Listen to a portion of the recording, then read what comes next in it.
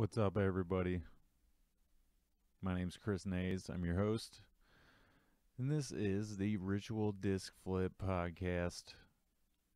I'm pairing this with a video version, at least for this opening segment. So, if you'd like to watch along, this will be a very visual episode or segment, whatever you want to say it is. Ritual Disc Flip is a podcast where I like to share my love and gratitude for music and for things that I like in life in general. I'm going to expand it a little bit for this episode outside of music for one specific item, but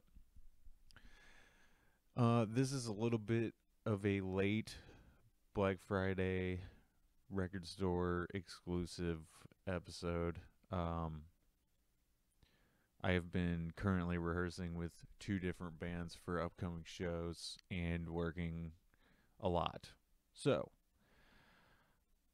this episode will be for those who are inclined to like vinyl and other old school types of stuff. So, I guess without further ado, let's first talk about some non-vinyl items that I've picked up recently. This I did find on Black Friday, but it was at a thrift store very close to my apartments that I will not give away because there's a certain booth in there that almost always has something I want, and I don't want you guys to find it. I'm selfish in that way. It's okay to be selfish, guys. This is the Star Wars VHS box set from 1992. It is one of the last versions that is almost without changes on it.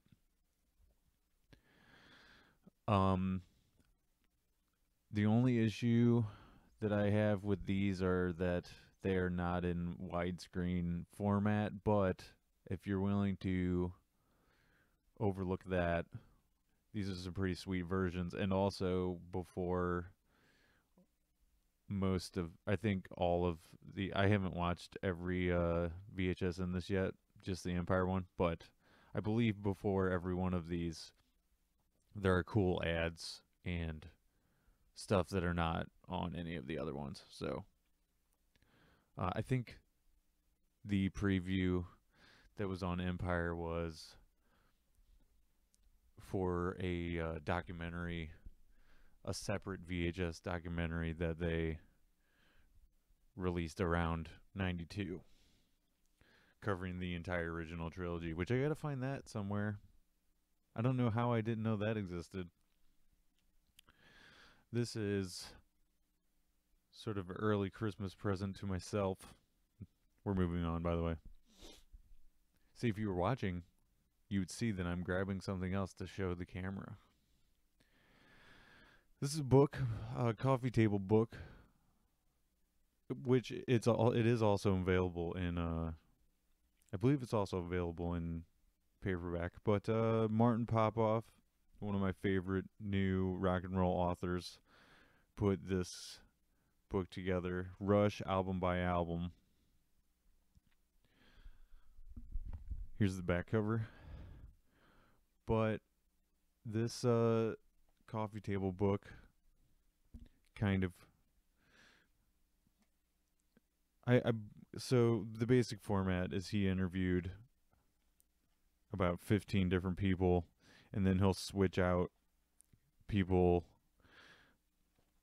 with every album, and they'll give their thoughts. He'll also give his thoughts and ask great questions to each person involved. There, a lot of them are musicians. Some of them are producers.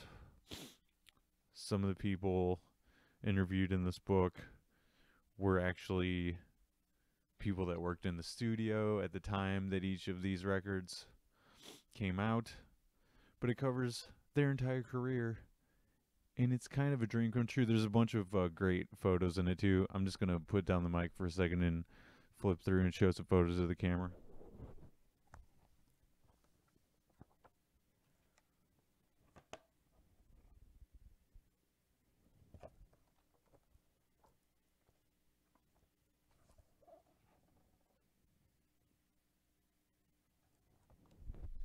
Because I'm doing a podcast, I can't do that for very long. So, those are two separate items from Black Friday. I'll tell you about my Black Friday experience. Woke up very early in the morning last Friday, day after Thanksgiving. And the first thing I did was at 5:30 I went up to the gym, got some cardio in. Not to brag, just saying. That's what I did.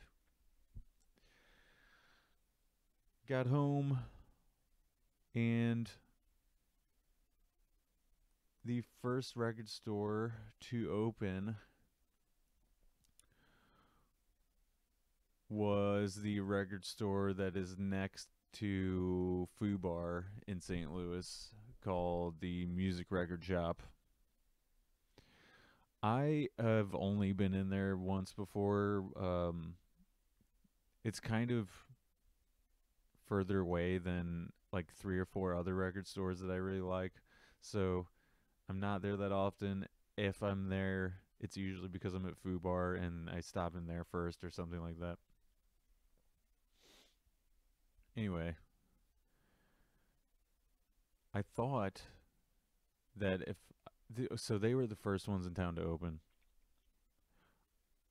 I thought I was going to get there early in the morning and there was going to be a line down the block. What I found out when I pulled up early, I was probably 30, 45 minutes before they opened. At 7 a.m., by the way. That they just let everybody line up inside because it was cold out, so that's cool. I'm guessing it's because everybody was there even an hour before that. I think the advantage of that for them is that they got the jump, sales-wise, on a lot of places in town. This is the place that I got that I picked up the majority of my Black Friday stuff. And I'm going to go through them now, so if you are listening, maybe think about looking up the YouTube video. I'm having trouble figuring out how to get people to watch these, if they're even interesting at all, but I do like showing off my stuff, so anyway. Maybe this is just a purely self-indulgent practice here, doing this YouTube thing. I don't know. Tenacious D's 7-inch and produced by Jack White, written by Jack Black and Kyle Gass. Tenacious D's Don't Blow It Cage 7-inch.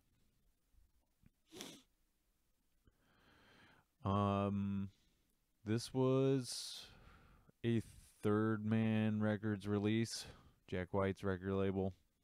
They had a ton of these, but this is a great song, and you know, they're one of my bands that I've never seen live. When they come to town, tickets sell out quick. It just hasn't worked out before. I would like to see them live, though, and this is a must-have. There was a bunch of these there. I would assume you'd be able to find them online somewhere pretty easily. Let's see here, next on the list. I have yet to open this. This is Pearl Jam Unplugged. I picked this up because I remember loving it as a kid. There was a lot of really good Unplugged shows. Alice in Chains is probably my favorite, even though Lane was pretty messed up around that time. he might not have been, actually messed up on drugs during the show, but he it's kind of hard to watch now. But oh yeah, here's the back cover of that. Pretty stellar show, based around it looks like just the first record. Is that right? I don't know what year they did this Unplugged show, but anyway, it's either the first record or the first two, um, 10 and verses. Next pickup was this, which I have listened to already. Les Claypool's Fearless Flying Frog Brigade. That is not the actual Cures. I had the gate folded wrong. Here's the actual cover. Les Claypool's Fearless Flying Frog Brigade, and it's shortened. Or no, it's not. Never mind. It's just a different color. Talking about the band name. This is 2 live sets,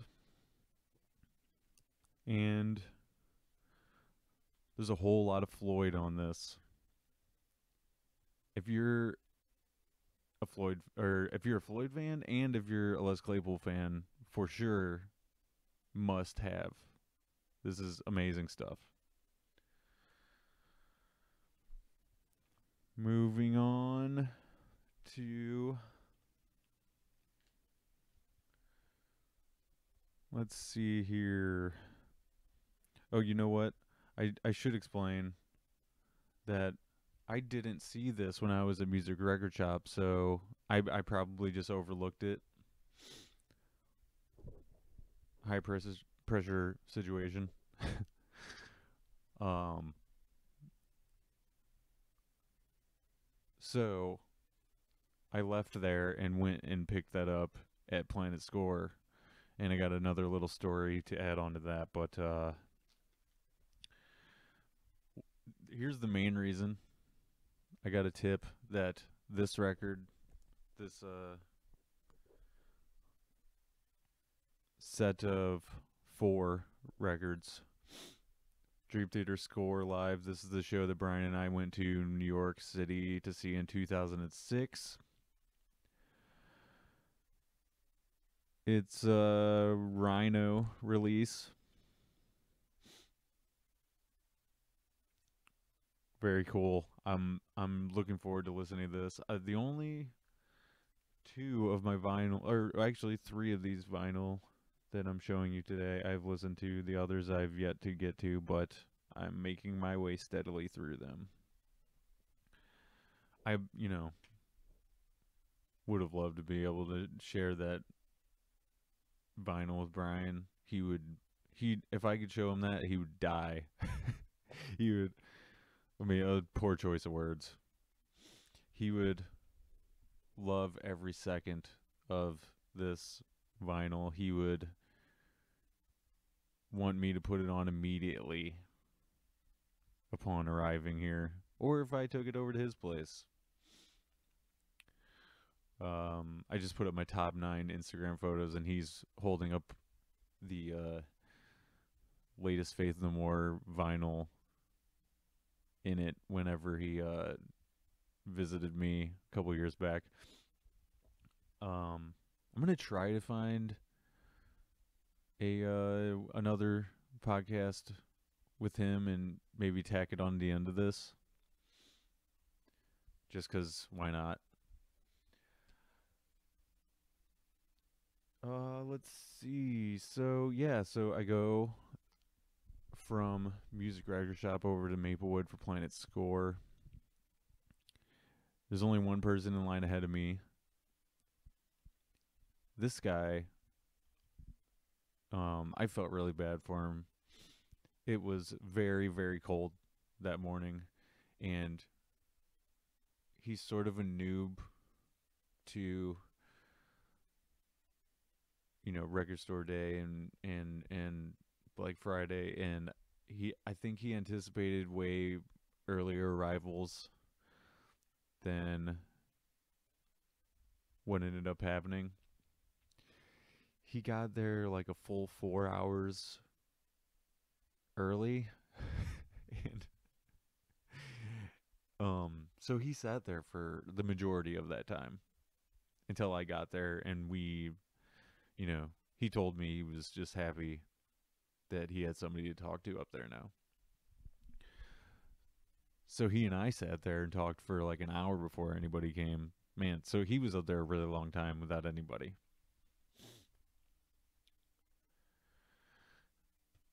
This will be the last record I'll show off, but this is Deep Purple's Burn, found it in the secret stash up at Planet Score. You guys will have to go up there and check out that secret stash because they got a lot of really good stuff for very reasonable prices. This one was $5. Average is $5 to $10 of varying quality, but there's nothing wrong with this vinyl whatsoever. I mean, it's wonderful. Before we switch over to either the Brian podcast, if I can find one on short notice, or we just end for the day, like to give you a little teaser for upcoming stuff. Next week, only one band practice, so I'm thinking with some of those free hours, one of my bandmates and I can get together and do a best of 2019 show. I've already asked a couple of former guests on the show to send me their top fives. They did so. I am compiling my tentative top five best ofs, and you know, I did this once before with my old show with my buddy Jimmy. And what we did is we picked a bunch of stuff we liked from that was a 2018 show, I think. And we just played one song from each of the records that we really liked. And it was fun just hanging out, listening to music together.